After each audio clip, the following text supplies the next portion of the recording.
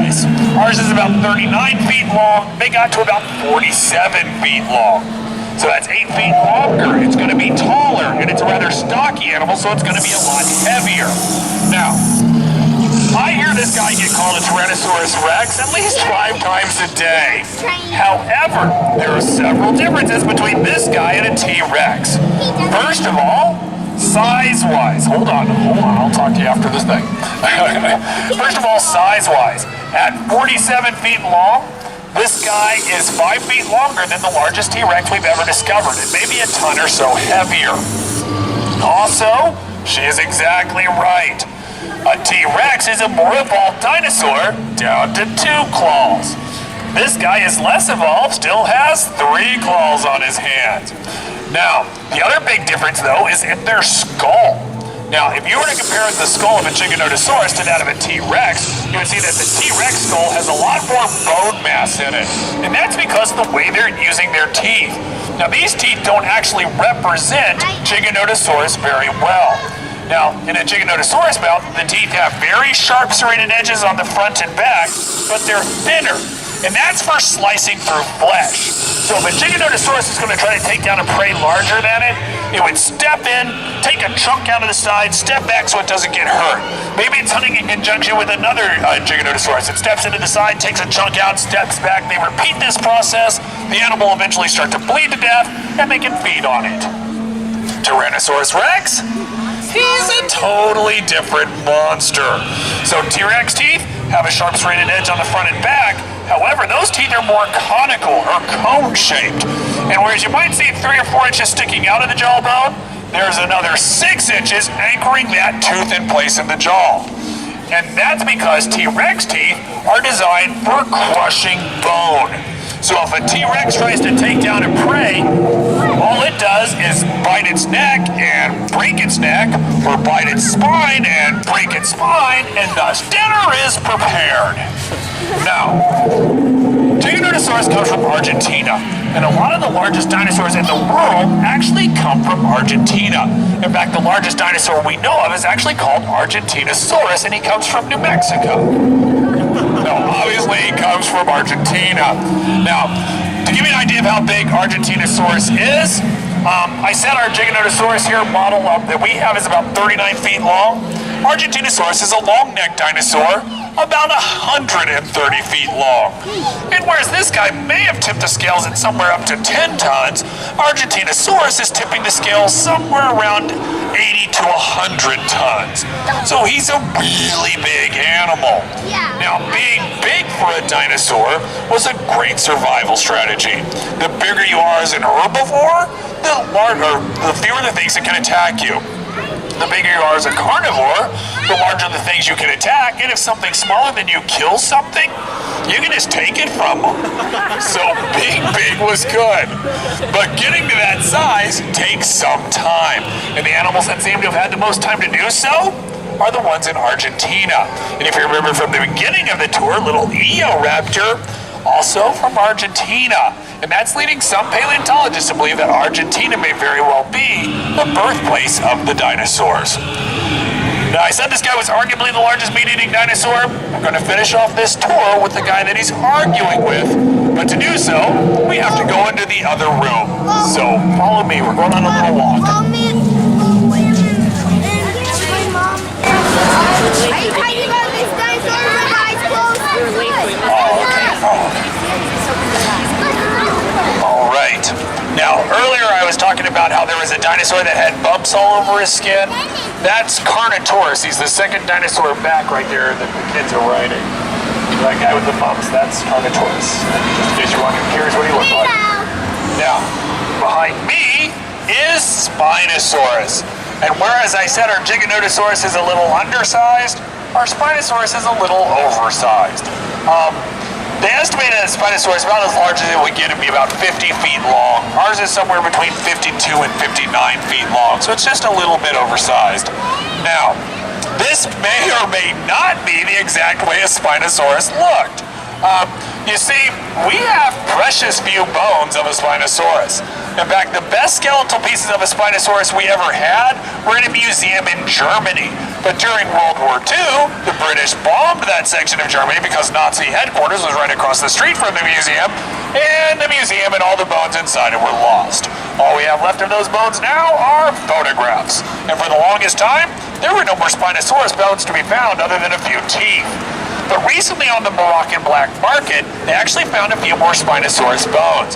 And by comparing those bones to the photographs of the old bones, and then another dinosaur named Suchomimus, which is very similar to this dinosaur, we have a better idea of what this dinosaur actually looked like. But there are still some big debates going on, starting with those hind legs. Now, some paleontologists picture those hind legs very tall like we have him here. He's walking as a biped, much like Suchomimus. Other paleontologists think that those hind legs would have been much shorter. And whereas he might have been able to briefly walk as a biped, a lot of the times he'd be walking on all fours. Now notice when I say walking on all fours, I'm knuckle walking, because the way his hands are designed wouldn't be very good for walking like this. Also, that might dull his claws, which you wouldn't want to have happen. Now, whichever way he walked, one thing is not in debate, and that's that he spent a lot of his time in the water. Now, a couple things tell us this. First of all, the claws on his feet. Now, if you were to look at the claws on, let's say, a T-Rex's foot, you would see that they're very hooked. And that's for holding prey down to the ground. You go down with your giant jaws, take out a huge chunk of flesh and bone, crunch it all up, and swallow. Well, with this guy, the claws on his feet are less hooked, and they're flat on the bottom, and they're wider. In fact, his feet are wider. And that's better for walking on soft, marshy ground and not sinking in. Also, really good for swimming. In fact, most paleontologists believe he probably had webbed feet, even though there's no evidence to support that yet. Now, another thing that says that he spent a lot of his time in the water, that head. That head is very crocodilian.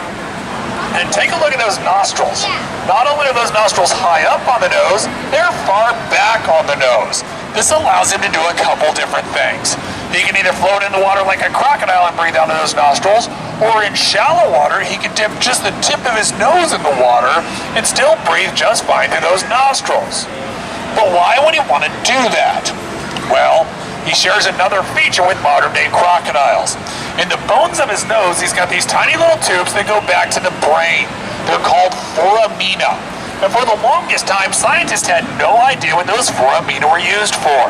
So they did tests on modern-day crocodiles. And here's what they did. They made it so the crocodiles couldn't hear. They blindfolded the crocodiles. They put tape around the foramina. They put them in a dark room in a pool of water, took an eyedropper, dropped some drops next to them. Nothing happened. So they altered the experiment. And all they did to alter it, took the tape off the foramina. Still deaf, still blind, still in a dark room in a pool of water, one little drop from that eyedropper. As soon as that drop hit the water, that crocodile immediately snapped at it. And what that told the scientist is that those foramina are highly sensitive pressure sensors, and that a crocodile doesn't need to see what he's hunting for underwater. You see, just the movement of the fish swimming creates pressure waves that those foramina will pick up. Now that's really handy for a crocodile, because they swim in dark, murky water. You can't see this far in front of your face. But a crocodile doesn't need to. And apparently, neither did Spinosaurus. He can either float in the water like a crocodile, wait for something to swim by and grab it, or in shallow water, he can dip just the tip of his nose in the water. He would never need to see that fish swimming by, but he would know exactly where it is and chomp. Now, that sail on his back? That's another big source of debate. In fact, not all paleontologists even think it was a sail. Some think that those bones in his back are thick enough that they could have supported a hump on his back. Now, if it was a hump, it would have most certainly been used for food energy storage for leaner times of year. But most paleontologists believe that it probably was a sail. But those guys can't agree with what that sail was used for. Some think the sail might have been used for body temperature regulation. Others think it might have acted like a dorsal fin to help the animal swim underwater. Other paleontologists firmly believe that chicks dig it. But the most interesting theory that I've heard is that it might have been used as a lure. So imagine this dinosaur floating in the water, this huge sail casting a shadow on the water. Now, if you've ever gone fishing, you know that small fish will swim into shady areas to hide. And larger fish will swim in to eat them. And larger fish will swim in to eat them. Well, he just floats there using no energy whatsoever, waits for something large enough to be attracted to the commotion and snap. That's a very energy-efficient way to hunt. Now, what do I personally think the sail was used for? I think most likely its primary function was body temperature regulation. The reason I say that, it seems pretty clear this animal spent a lot of its time in the water. And even if you're in water that's the exact same temperature as your body temperature, you still lose heat to that water. But not if you've got a giant solar panel on your back. Then you can float in that water all day long and never have to worry about hypothermia, or in the case of reptiles, just slowing down. Now, could it have been used as a lure or a dorsal fin or to attract a mate? Yes, these are all possibilities. But if they did happen, they would probably be secondary happy accidents as opposed to its primary function. And speaking of primary functions, that concludes my primary function as a tour guide, and I really appreciate you guys taking my tour. Thank you very much. Now, if you guys have any questions or anything, I'm right here, more than willing to answer them. I know I spotted king a long time ago. I spotted king was the biggest animal, but I saw The Giganosaurus being the larger carnivore? Yeah. And Argentinosaurus being way bigger? Yes. Are there any dinosaurs that could eat this guy? Actually, when he existed, he was in the same time and place as another dinosaur named Carcharodontosaurus, which is another big meat-eating dinosaur. Now, they think that they kind of avoid it because they typically won't have two alpha predators in the same region. But since he was mostly a piscivore or fish-eating animal, he was staying in the water and the Carcharodontosaurus was staying on land, so they'd kind of probably avoid each other. But theoretically, a Carcharodontosaurus could eat him.